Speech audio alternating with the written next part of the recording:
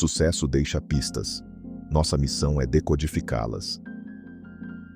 Como um único homem conseguiu ser pintor, engenheiro, inventor, cientista, anatomista, escultor, arquiteto e criar ideias que só seriam compreendidas séculos depois. Hoje, vamos descobrir o código do sucesso por trás da mente de Leonardo da Vinci. Existe uma característica presente em praticamente todas as grandes personalidades da história. Uma característica tão simples que normalmente passa despercebida. Enquanto a maioria das pessoas procura respostas, algumas poucas passam a vida procurando compreender. Leonardo era uma delas. Quando observava o voo de um pássaro, ele não via apenas uma ave atravessando o céu. Via uma pergunta: como aquilo era possível? O que sustentava seu corpo no ar? Por que suas asas possuíam aquele formato? Como cada movimento interferia e permitia ele voar? Para a maioria das pessoas, um pássaro voando era apenas parte da paisagem. Para Leonardo, era um fenômeno esperando para ser compreendido.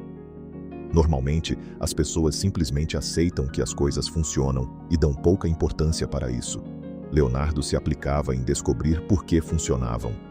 Ele não aceitava uma explicação apenas porque ela era repetida por todos. Também não confundia familiaridade com conhecimento. O fato de algo parecer comum não significava que estivesse verdadeiramente explicado. Por isso, diante de uma resposta incompleta, Leonardo criava uma nova pergunta. E a pergunta não permanecia apenas em sua mente.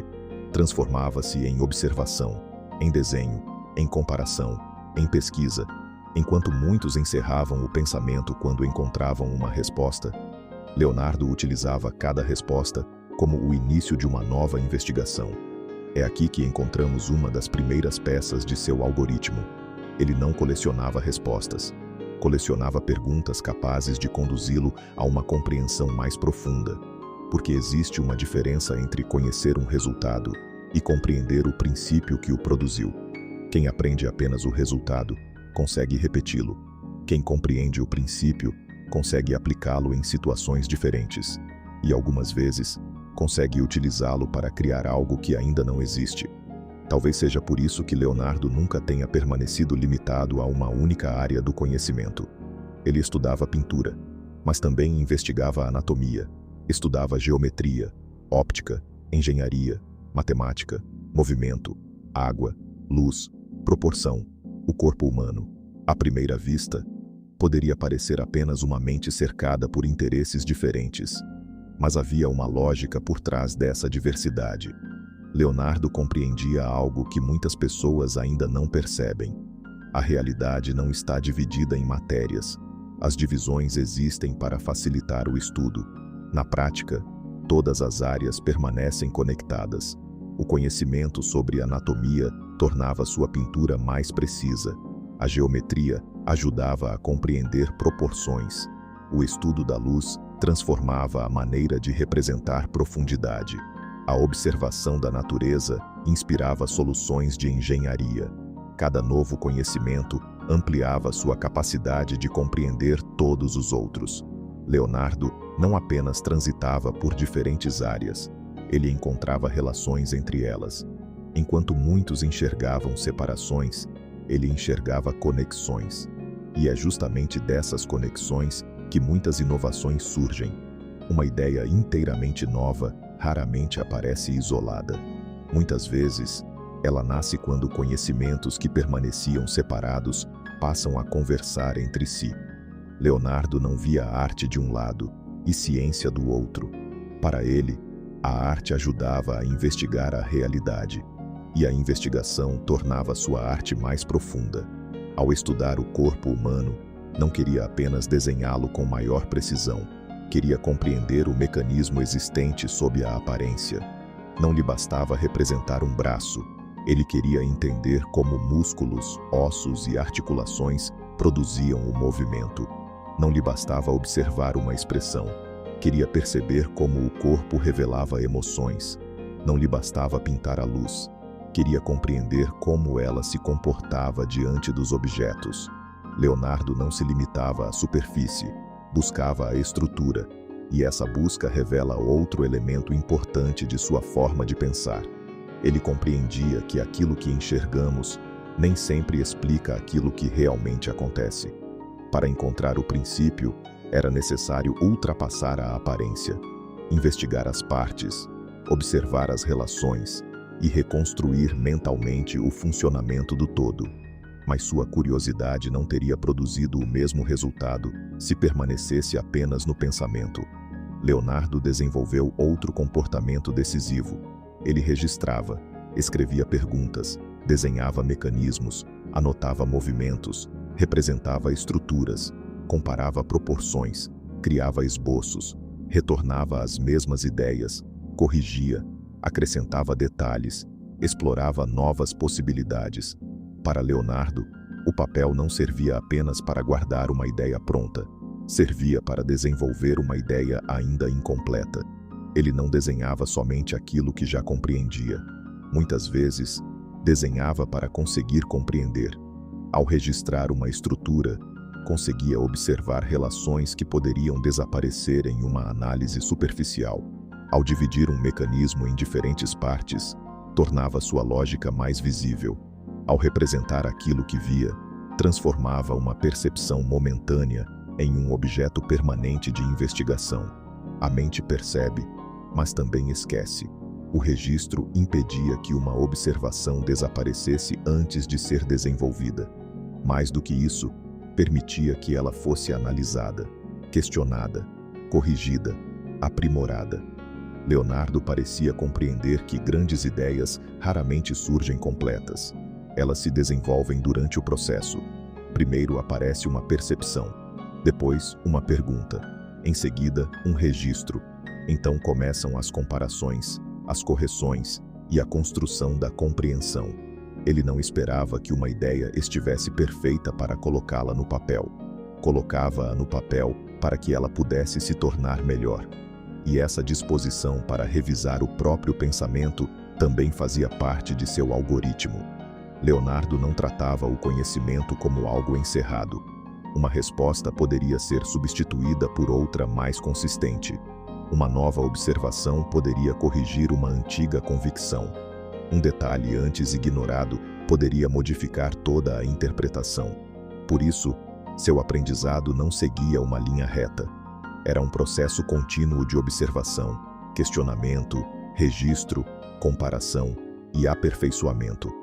Leonardo não aprendia apenas para saber mais. Aprendia para enxergar melhor. E quanto melhor enxergava, mais perguntas encontrava. Certamente, essa é uma das razões pelas quais conseguiu imaginar máquinas, estruturas e possibilidades que estavam muito além de seu próprio tempo. Ele não partia apenas do que já existia, partia dos princípios que conseguia identificar na realidade. Ao observar um pássaro voando, não era o simples bater de asas de uma ave, pensava na possibilidade de reproduzir o mecanismo. Ao estudar o movimento da água, não observava apenas a correnteza, buscava entender suas forças e seus padrões. Ao analisar o corpo humano, não enxergava apenas formas, enxergava um sistema. Leonardo conseguia imaginar o que ainda não existia, porque procurava compreender aquilo que já existia em um nível mais profundo. Essa é uma diferença essencial. Muitas pessoas enxergam a realidade e perguntam: como posso repetir isso? Leonardo parecia perguntar: qual princípio torna isso possível? E depois, onde mais esse princípio poderia ser aplicado?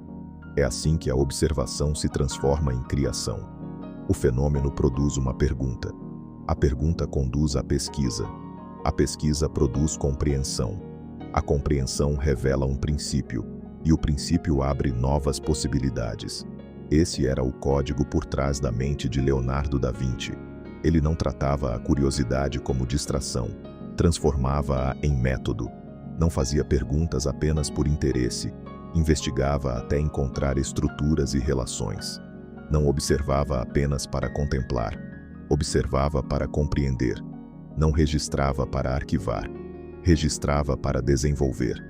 Não conectava conhecimentos apenas para saber sobre assuntos diferentes. Conectava porque enxergava a realidade como um sistema. Por isso, Seu sucesso não pode ser explicado por uma única obra, uma única habilidade ou uma única característica. Apesar de muitos o resumirem à Mona Lisa, o que existia por trás de Leonardo era uma forma específica de pensar, uma mente que não se satisfazia com a superfície, que encontrava perguntas onde a maioria enxergava apenas fatos, que procurava princípios onde outros aceitavam explicações, que transformava observações em registros, que conectava conhecimentos diferentes e que utilizava a compreensão para imaginar possibilidades que ainda não existiam. Então, cabe aqui um conselho do algoritmo. Assim como Leonardo da Vinci, não aceite respostas prontas. Procure compreender os princípios por trás delas, porque quem compreende os princípios deixa de depender das respostas construídas pelos outros. Transforme a curiosidade em pesquisa. Não permita que uma boa pergunta desapareça sem ser investigada, porque a curiosidade apenas desperta a mente, mas é a pesquisa que produz conhecimento.